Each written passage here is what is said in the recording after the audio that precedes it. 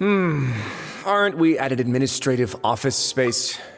Why don't you at least try to follow even a couple rules from the fortress's indoor management regulations? What did you do to my sister? I ran into the young miss at the infirmary. I'd heard that she was suffering from quite the migraine, so I decided to invite her over for a cup of tea.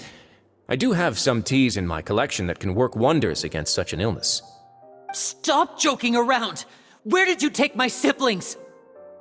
I have also heard that your performances are quite the spectacle. Miss Lynette would sometimes enter a box filled with water, only to emerge the next second from another place altogether. Maybe she'll appear behind you right now if you were to turn your head. Is he trying to trick me into turning my head? No, he's probably not looking to attack me right now. All of the hostages are in his hands, and he's even in the mood for small talk. That means Lynette is probably still alive. You knew we were investigating the infirmary from the start, so you deliberately aroused the traveler's suspicions and baited us into continuing our investigation, just so that you'd be able to kidnap Lynette.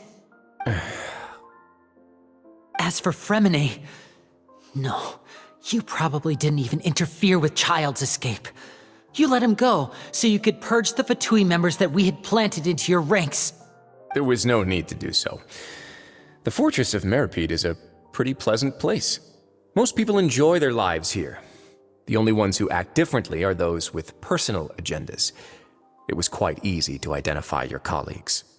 You removed our original members and spread the news of Child's escape so Father would assign our team to come down and investigate.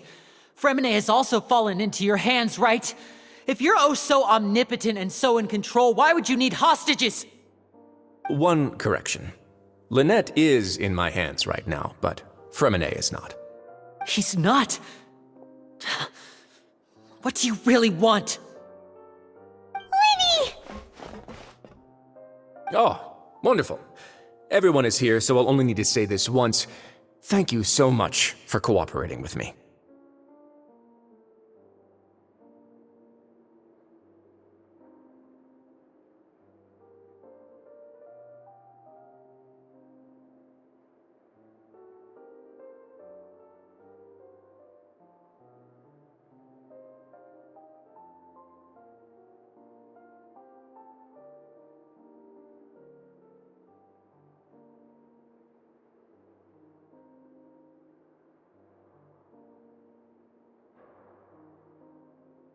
Eager and to the point, I see.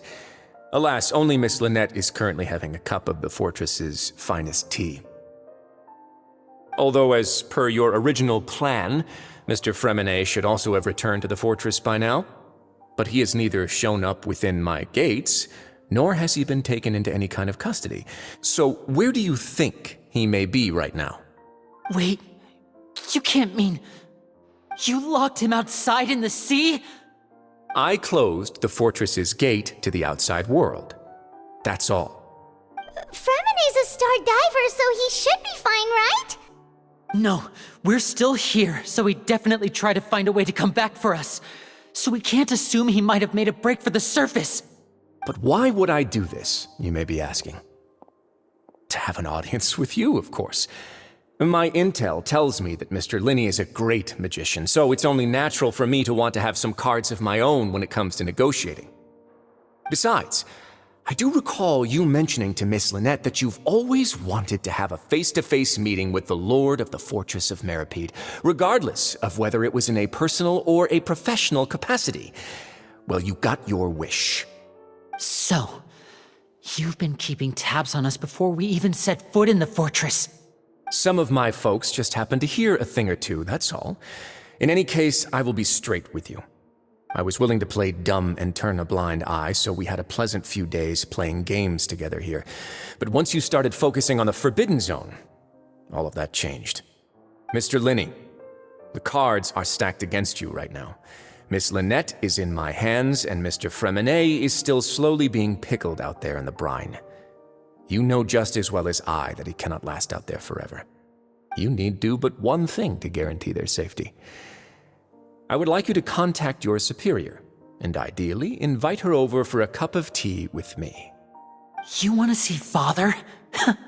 But why should she bother giving you an audience?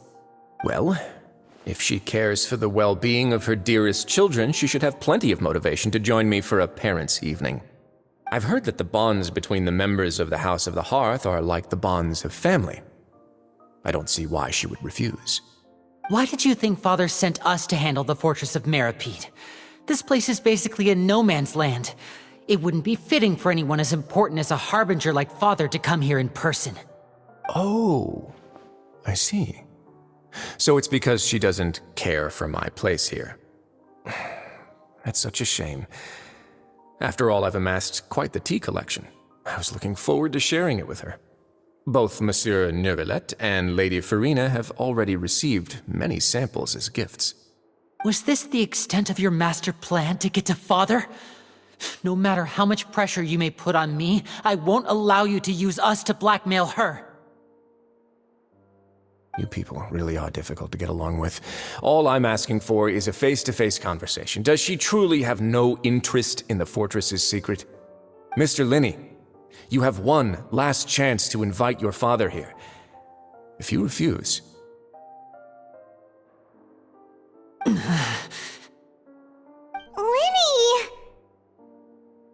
Instead of asking why I'm doing this, why don't you try to see things from my perspective for a second? From the very beginning, the Fatui has been actively infiltrating my fortress. I gave you a warning by cutting off the first few operatives I found, but that only caused you to double down. Had you given up on the fortress then and there, I'd have no reason to want to talk. Mr. Fremenet left the fortress on his own, and Miss Lynette tried to pry out my secrets right in front of me. No matter how you look at it, the responsibility for this falls on you. I shouldn't ask Father to do anything because of us. 6, 5... Wait, 2, 1. Time's up. It really is a shame, Mr. Linney. Risley! Negotiations have broken down. Please leave, ladies and gentlemen. It's time for my afternoon tea.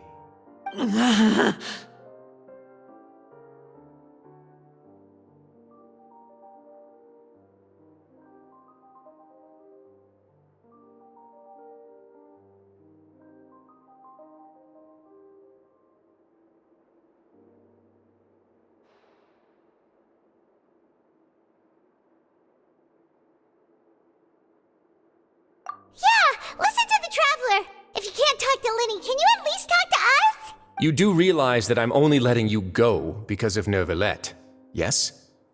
You're here helping him out, and I've already done my best to stay out of your way. But that doesn't mean you can just do whatever you want. The fortress may be small and remote, but it still has its own set of laws. Then how about this? Those who are capable deserve respect. You've spent quite some time investigating my home turf by now, so why don't you tell me a thing or two about what you found, I'll ask you 3 questions. Answer all of them correctly, and I'll agree to your request. Question 1. Regarding the hidden rules of the production zone, what is the truth behind the one about not being allowed to work for 3 days in a row?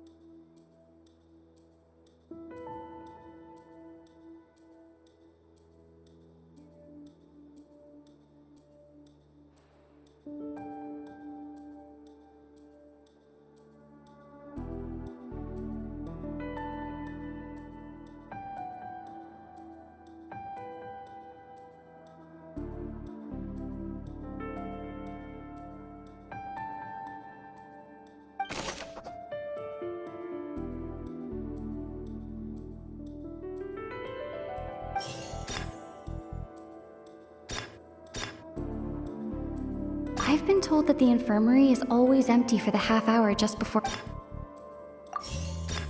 The Fonta promoter has been struggling.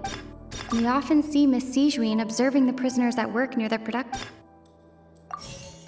Fonta's internal reports suggest the research notes said that the Melusine rig.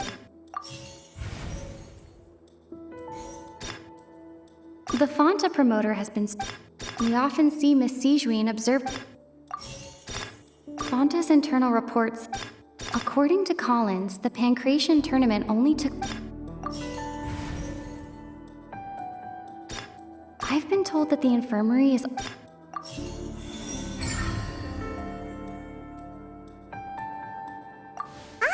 that's what's going on.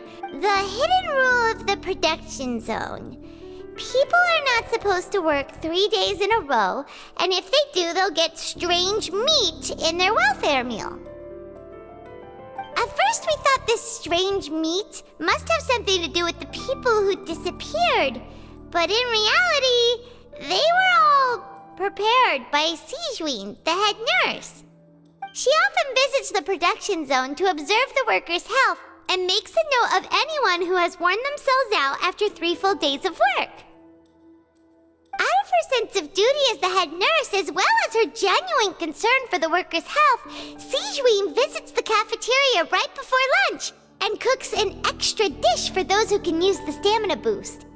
Sijuin has only the best intentions with her surprise gift and doesn't want anyone to find out about what she does. However, unfortunately, Melusines as a race perceive the world differently from humans, and their sense of aesthetics is even more alien to us. The recipients of her lovingly prepared special meals cannot taste the care within and usually just freak out. Are we on the right track? Not bad. You've uncovered Sijuin's secret and even guessed her intentions correctly as well. It's nice to know that her efforts have not gone unacknowledged. All right, now for my next question. There are also some hidden rules in the Pancration Ring, including the one that you're not allowed to support both sides of a fight. Why is that?